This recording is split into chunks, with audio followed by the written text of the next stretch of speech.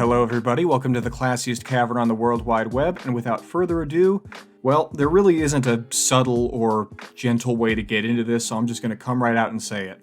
Gran Turismo 7 has always online DRM. Alright, so just a little bit of background. I initially came across this information through an Instagram page called Video Game 4 News. It's a page that specializes in looking at news in the video game industry, and that led me to the PlayStation.blog post that essentially acts as a breakdown for Gran Turismo 7 in the wake of the announcement of the release date that came with the PlayStation Showcase. Basically, within the breakdown, it talks about the career, it talks about, all these different features, the new livery editor, talks about a bunch of stuff within the game. And the problem is, though, with each of these features, with pretty much every single feature that it discusses, there's a little tiny asterisk at the end of each of the features that are being discussed, and this is throughout the entire article on PlayStation.blog. And if you get to the bottom of the article, you see why. The asterisk was meant to signify that all of these features require a constant internet connection in order to be useful. So this is just like Gran Turismo Sport, where, with the exception of the arcade mode, basically the entire game is dependent upon a server connection through the internet. So yeah, it's really disturbing because ultimately the only reason they said it is because they were legally required to. If you look at it, it's in this very, very fine print at the very bottom of the article, buried underneath just a mountain of other information intended to get you excited for the game, and just at the very, very bottom, just for full legal disclosure, in the tiniest font that they could possibly get away with doing it, they disclose this. It's just really, really seedy and just really unbecoming of what is, in many people's eyes, the premier manufacturer of consoles for this generation and the last generation. It's really quite upsetting to see that. So yeah, GT Sport, as mentioned, it has apparently gotten away with it. There was a lot of backlash initially with that too, but it seems that a lot of people have played that anyway, despite the fact that it requires you to be on the internet. Whether or not you actually, for any sort of physiological, for lack of a better term, need, to be connected to the internet, it still requires it artificially, which is just, it's really upsetting. And the fact that it effectively got away with it with Gran Turismo Sport, it really is frustrating to think that they're just going to keep trying to push this. They think that they can just get away with it because, well, we did it before and not enough people complained about it, so we'll just do it this time again with a mainline Gran Turismo game, and nobody's going to mind it. We'll just sneak it in under the wire.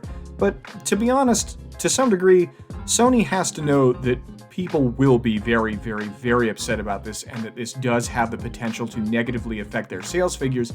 And the reason that I can tell that is because they made it as minimally known as they physically possibly could, as they legally could get away with doing within the article discussing the game. It's very sleazy what they're doing. And it's sleazy for a variety of reasons, too. Just DRM is bad for a huge number of different reasons. First and foremost is just the needless inconvenience that's brought about with a game that requires a constant internet connection to play.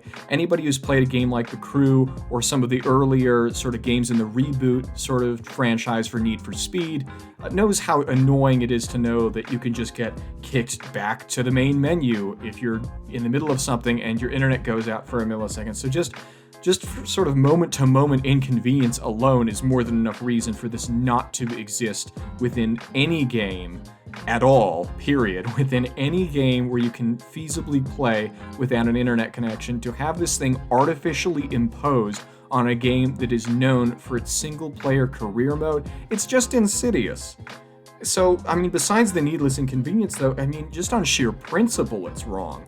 Sony is just constantly keeping tabs on the players that are playing their game, almost like a creepy sort of possessive boyfriend with the players, by forcing an internet connection and constantly using the server to monitor their progress and effectively gatekeep people's ability to actually play the game they bought with money, that they bought with real money, not with sort of virtual currency, but with real hard cash.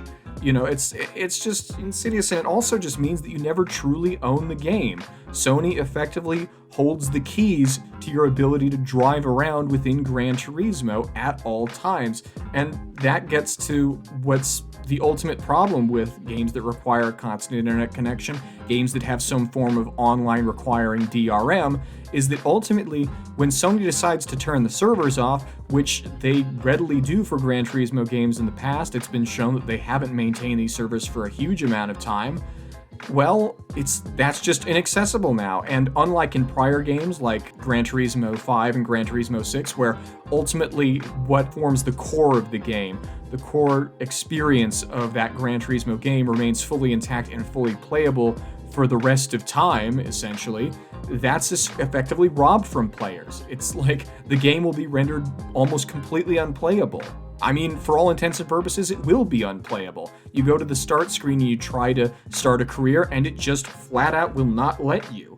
So, and it's really disturbing because it's like on a normal set of circumstances for a full price game, that would be enough. But the fact that they're going to charge people not $60, but another $10 on top of that, $70 for a game that the player doesn't so much own as rent for an undisclosed period of time, it's just super sleazy, insidious, and it's just needlessly possessive on the part of Sony and just PlayStation. It's really disturbing, and it ultimately makes me wonder for what purpose, other than just so that they can shut the servers off eventually and artificially contrive a demand for Gran Turismo 8 whenever that comes out. It just really feels like just an incredibly underhanded business practice, and one that has very little respect for the player. I mean, any game that requires you to play online when there is no technical necessity, when there's no actual legitimate requirement for you to be online, does not give a damn about your time, and with that in mind, you shouldn't give a damn about paying them for it. It's just so insidious, and I know I'm rambling, but it's hard for me to not ramble when it comes to something like this, something so just brazenly disgusting that a company keeps insisting on doing, despite the fact that it ultimately has no benefit for the actual customer who's buying the product. And, I mean, the sad thing is, I worry that if, just like Gran Turismo Sport, this continues to go through completely unchecked, that it just sells well anyway, that along with all these other games like The Crew, like all those Need for Speed games that have also required people to stay online, that this will further normalize online requirements for games that should not have them in the first place. And it makes me worried for upcoming games, like, I don't know, perhaps the next Forza Horizon will require you to have a constant internet connection. Or, for those of you who've seen previous videos we've made discussing Test Drive Unlimited Solar Crown, we were mentioning how people described the first game as an always online MMO, despite the fact that it never requires the player to be online in the first place. And the fact of the matter is that the fact that we remember it that way, and the fact that it's become so normalized in that games like Gran Turismo 7 are continuing to try to normalize this, what should be incredibly abnormal and just condemned business practice, it makes me worried for the future of new games like Test Drive Unlimited Solar Crown, like the next Forza, like the next Need for Speed, if they'll feel more comfortable putting that sort of stuff back into the games again, that the crew will feel comfortable doing that for their third entry. It could have massive ramifications on the entire genre, and with that in mind alone, much less for the impact that it has on Gran Turismo, like not even taking that into consideration, that should be more than enough to argue against this. I mean, if there's one silver lining to this, it's that the backlash to this, just within the last day or two in which this information has been begrudgingly put out by Sony, there's already been massive backlash. Even just within the PlayStation.blog post that breaks down the game and sheepishly sort of like absent, almost like, you know, an afterthought, puts the, oh yeah, by the way, it's online, shh, but you're not supposed to know that.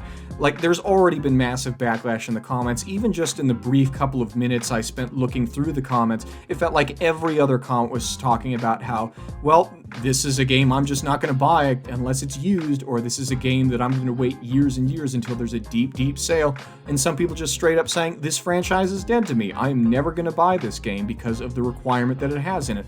And that's a very encouraging sign. It's sort of akin to what players were doing before the launch of the Xbox One, where they vocally stated their opinion and, you know, very vocally expressed the fact that this game and, you know, this console requiring me to have a constant internet connection, I'm not going to stand for it, and I'm not going to buy it. I'm going to buy the alternative console instead.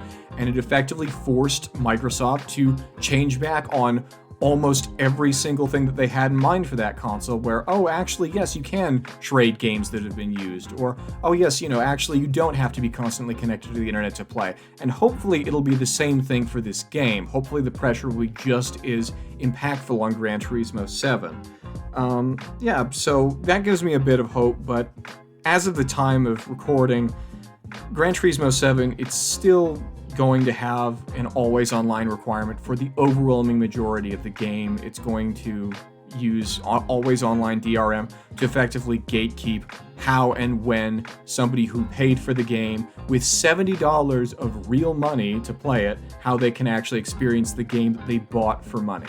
So with that in mind, all I have to say is Sony is doing some really fantastic advertising for Forza Motorsport 8. And yeah, that's about all I have to say on that. If you enjoyed this video, make sure to click the like button. If you didn't, I don't mind if you click the dislike button. I know it was kind of rambly and kind of disorganized, so I wouldn't blame you. If you want to see more content similar to this, where we're discussing racing games and just video games in general, make sure to subscribe to our channel. Click the bell so that you get notifications on our videos as soon as they come out. And we will see you next time on the classiest cavern on the World Wide Web.